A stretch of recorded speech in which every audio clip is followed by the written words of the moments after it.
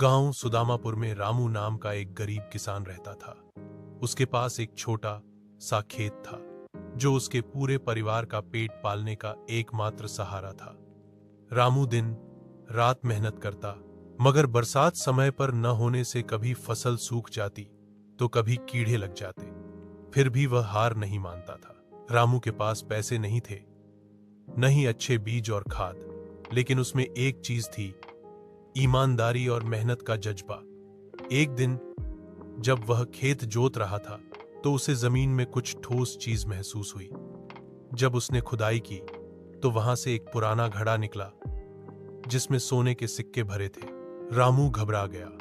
कुछ देर के लिए मन में आया कि इन सिक्कों से नया खेत, घर और ट्रैक्टर खरीद ले, मगर अगले ही पल उसके अंदर की ईमानदारी जाग उठी।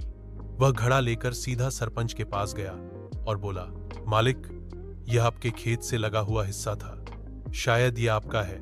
सरपंच रामू की ईमानदारी से इतना खुश हुआ कि उसने घड़ा रामू को ही दे दिया और कहा, तू ही इस गांव का असली रत्न है। अब रामू ने उन पैसों से अपने खेत के लिए नहर खुदवाई, अच्छे बीज और खाद खरीदे और अगली फसल में उसकी उपज दोगुनी हो गई। उसने गांव के अन्य गरीब किसानों की भी मदद की और बच्चों को पढ़ने के लिए प्रेरित किया। रामू का छोटा खेत अब मेहनत, ईमानदारी और लगन की मिसाल बन गया। सीख: सच्ची मेहनत और ईमानदारी कभी बेकार नहीं जाती।